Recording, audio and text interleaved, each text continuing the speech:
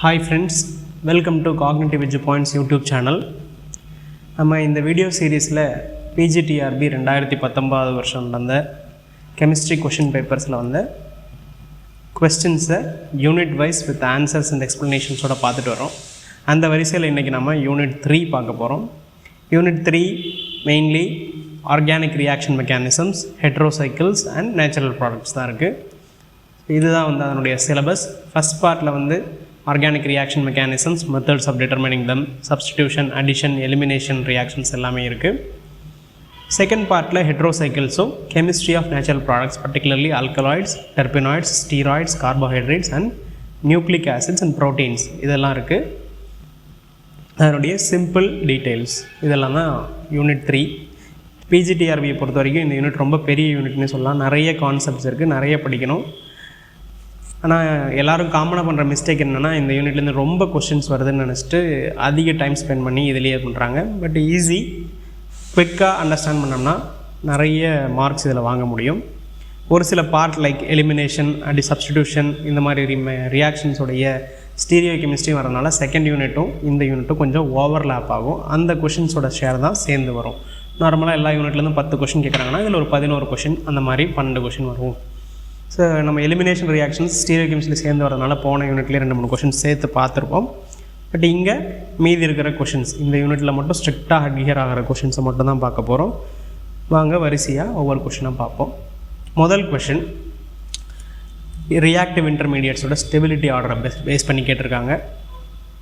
Question, pick out the correct increasing order of carbanion stability of the following carbanions. ஒன்று வந்து ethyl, ethynyl and ethylene, acetylene. இதனுடைய கார்பானியான்ஸோடைய stability ஆர்டரை கேட்டிருக்காங்க. கார்பானியான்ஸோட stability ஆர்டரை பார்க்கும்போது நம்ம பர்டிகுலர்லி கான்ஜுகேட்டட் காம்பவுண்ட்ஸ் ஆகும்போது கார்பானியான் நெகட்டிவ் சார்ஜ் எங்கே இருக்கோ அதனுடைய எஸ் கேரக்டரை பொறுத்து கார்பானியானோட ஸ்டெபிலிட்டி அதிகமாகும்.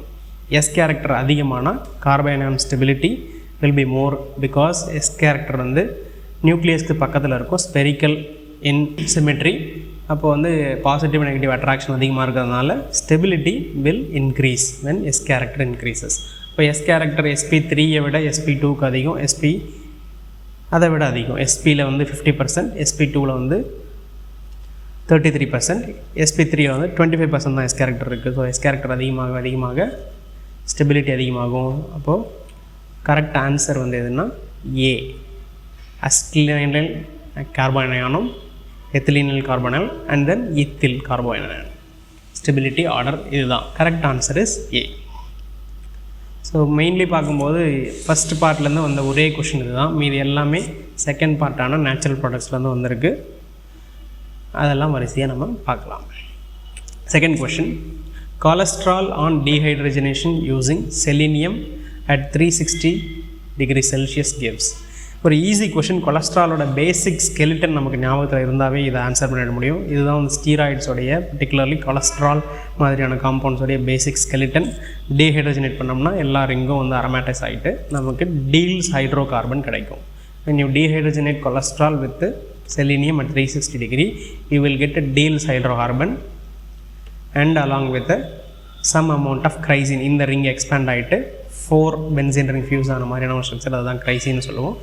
that will be the product. The cholesterol on dehydrogenation gives Diels hydrocarbon. So இது வந்து cholesterol derivative, phenanthrene derivative சொல்லலாம். this is known as Diels hydrocarbon. அப்போ டீஹைட்ரஜன் பண்ணோம்னா கிடைக்கிறது option B. Next question, pick out the incorrect statement about oestrone. ஆயிஸ்ட்ரோனோட ஸ்ட்ரக்சரை base பண்ணி structure டிட்டர்மினேஷனில் வரக்கூடிய ஃபேக்டர்ஸை கொடுத்து கொஷின் கேட்டிருக்காங்க. First option, it gives coupling reaction with benzene diazonium chloride and it forms monoacetate with acetyl chloride. So இந்த options examine பண்ணுறதுக்கு முன்னாடி we can look at the structure. இதுதான் வந்து ஆயிஸ்ட்ரோனுடைய ஸ்ட்ரக்சர். இதனுடைய ஸ்ட்ரக்சர் அனலைசேஷனில் நம்ம படிக்கும்போது it gives coupling reaction with benzene diazonium chloride and forms monoacetate with acetyl chloride. Because இது ஃபினாலிக் ஹைட்ராக்சைல் குரூப் இருக்கிறதுனால இந்த ரெண்டு ரியாக்ஷனும் இட் கிவ்ஸ் டைசோனியம் சால்ட் ஃபார்மேஷனும் அண்ட் மோனோஅசெட்டேட் வித் அசிட்டைல் குளோரைடையும் இது தருது. So option A correct. Second option, on distillation with zinc dust gives chrysene. முன்ன பார்த்த மாதிரி தான், it is compound steroidal skeleton இதில் இருக்குது. ஸோ அதனால் நம்ம ஹீட் பண்ணும்போது இட் வில் கிவ் கிரைசின், அதுவும் சரியான statement. Third statement, X-ray analysis of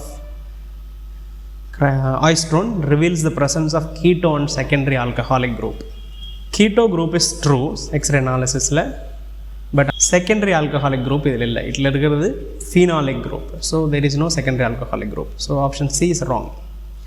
Option D, on treatment with hydroxylamine it gives monooxime, oxime nu kuduthirukanga, but inga keto group irukradhanaala it will give monooxime. hydroxylamine கொடுக்கும்போது oxime தான் குடிக்கும், இங்க spelling mistake இருக்கு.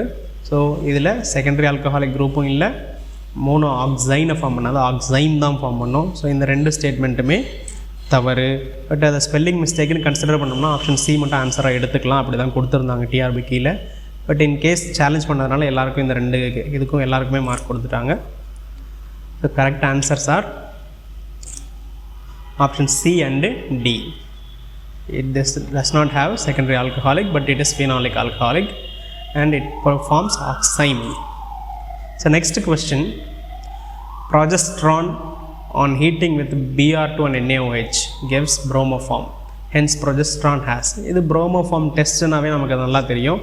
Methyl ketones, அப்போ COCH3 group இருக்கிற compounds தான் நமக்கு என்ன கொடுக்கும்னா bromoform reaction or haloform reactions கொடுக்கும். அப்போ அது it gives that reaction, hence the confirmation is progesterone is having COCH3 group. Thus correct answer is A. எல்லா common organic textலையும் இந்த reaction இருக்கும். bromoform or iodoform or haloform reaction is a test for presence of COCH3 groups. Methyl ketones will give this test. Next question, pick out the incorrect statement about starch.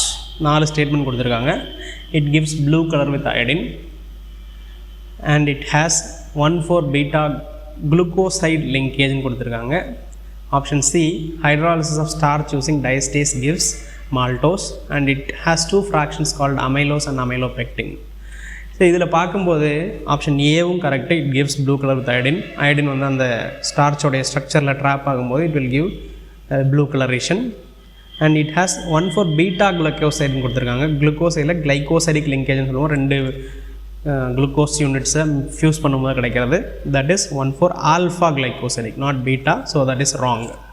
Third, hydrolysis with diastase gives maltose, that is correct. And it is known as, it has 2 fractions, one வந்து A form னு சொல்லுவோம், that is amylose, B form amylopectin, or fraction A fraction B, அதுவும் சரி. So only wrong answer is B. Correct answer is B because it is incorrect statement. Next question, hydrolysis of nucleic acids with 12N-perchloric acid gives. So இந்த கொஷனில் ஒரு சின்ன mistake நடந்திருக்கு.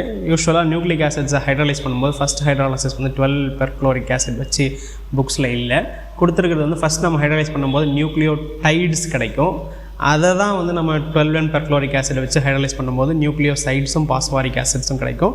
Further hydrolysis with strong inorganic acids like HCl கொடுக்கும்போது தான் last ஆப்ஷனாக கொடுத்துருக்க phosphoric acid, sugar, purines and பிரிமிடன்ஸாக நமக்கு ஹைட்ராலைஸ் பண்ணி எடுக்க முடியும்.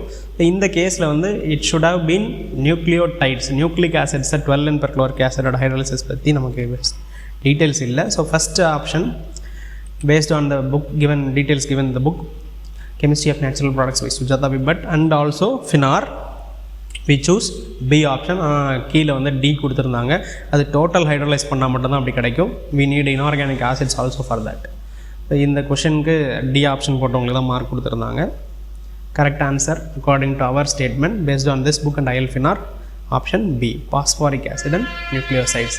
We can hydrolyze nucleotides with this. Correct answer is B.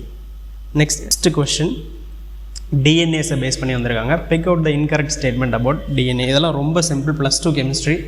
டிஎன்ஏவோட composition தெரிஞ்சால் ஈஸியாக ஆன்சர் பண்ணிடலாம். First option, the ratio of purine bases to pyrimidine bases is unity. Yes, true. ஏன்னா ஒவ்வொரு பியூரின் பேஸ்க்கும் ஒரு பிரிமிடன் பேஸ் தான் வந்து நமக்கு ஹைட்ரஜன் பாண்டிங் மூலமாக டபுள் ஹெலிக்ஸில் இருக்கும். So always ratio will be 1 and it is a double standard structure. நமக்கு தெரியும் வாட்சன் கிரிக் மாதிரி இந்த ஃபியூஸ்டு ஸ்ட்ரக்சர் டபுள் ஸ்டாண்டர்டாக இருக்கும். That is also correct. And sugar present in DNA is deoxyribose, that is correct. ஆர்என்ஏல ribose இருக்கும், இதில் deoxyribose இருக்கும். Last option, D, the bases present in it are AGCUன்னு கொடுத்துருக்காங்க. பட் டிஎன்ஏல AGCU கிடையாது, AGCT.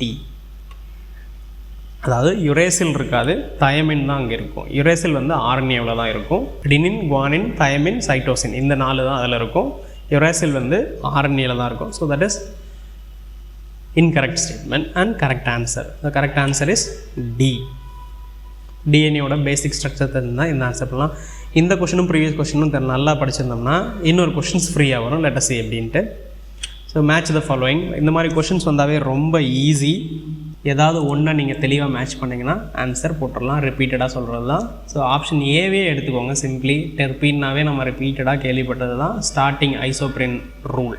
டெர்பீன்ஸ் ஆர் ஐசோப்ரின் ஸ்கெலிட்டன்ஸ் அதில் இருக்கும். அந்த ஒரு ஆப்ஷனை மேட்ச் பண்ணுங்கள். ஏவுக்கு 2 இருக்கிறது ஒரே ஒரு ஆன்சர் தான். ஸோ மீதி ஆட்டோமேட்டிக்காக எல்லாமே மேட்ச் ஆகிடும். நம்ம டைம் வேஸ்ட் பண்ண வேண்டிய அவசியமே இல்லை. ஸ்டீராய்டு கொஞ்ச நேரத்துக்கு முன்னாடி தான் பார்த்தோம். Cholesterol is a steroid. அதை நம்ம ஹீட் பண்ணும்போது என்ன கிடைக்கும்? டீல்ஸ் ஹைட்ரோகார்பன் கிடைக்கும்.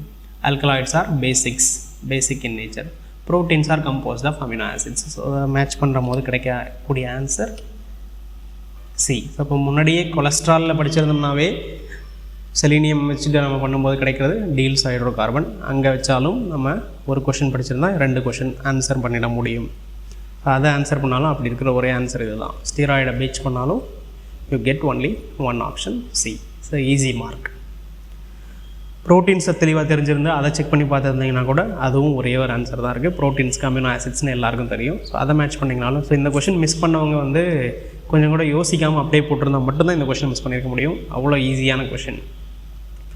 ஸோ இதே போல் நெக்ஸ்ட் கொஷினும் ஒரு மேட்ச் த ஃபாலோயிங் தான். இதுவும் ரொம்ப சிம்பிள். இப்போ சொன்ன டிஎன்ஏ சொன்னேன். அடினின், குவானின், தயமின் அண்ட் சைட்டோசின். அது எதுக்கு மேட்ச் ஆகும்? டிஎன்ஏ. சியில் பாருங்கள் ஒரே ஒரு ஆன்சர். அல்லது ப்ளூ கலர் வித் ஐடின், அதுவும் முன்னே பார்த்தோம். ஸ்டார்ச் தான் ப்ளூ கலர் கொடுக்கும். அமைட் லிங்கேஜ் இதில் இருக்கும், ப்ரோட்டீன்ஸில் இருக்கும். Red precipitate with Fehling solution எது? Maltose, reducing sugars. ஸோ இது எல்லாத்தையும் மேட்ச் பண்ணோம்னா நமக்கு கிடைக்கக்கூடிய ஆன்சர் பி. Easy answer. நமக்கு ப்ரோட்டீன்ஸ் தெரிஞ்சிருந்தாலும் ஆன்சர் போட்டிருந்துருக்க முடியும். இல்லை அது ஏடிஜிசின்னு சொல்லுவோம். அடினின், குவானின், தயமின், சைட்டோசின் தெரிஞ்சிருந்தாலும் இந்த கொஷினை ஈஸியாக ஆன்சர் பண்ணிட முடியும். ஸோ ரொம்ப simple. Most of the questions are from natural products. ஒரே ஒரு கொஷின் தான் மெக்கானிக்ஸ்லேருந்து வந்திருக்கு. மீதி 2 கொஷின்ஸை நம்ம கன்ஃபர்மேஷன்ஸ் கொண்டு போயிட்டதுனால ஃபஸ்ட் ஹாஃப்லேருந்து கொஷின்ஸே இல்லைன்னு சொல்லலாம். செகண்ட் ஹாஃப்லேருந்து தான் நிறைய கொஷின் கேட்டிருக்காங்க. ஐஎல் ஃபினார் புக்கு படிச்சிங்கனாவே எல்லா கொஷின்ஸும் ஈஸியாக ஆன்சர் பண்ணியிருக்க முடியும்.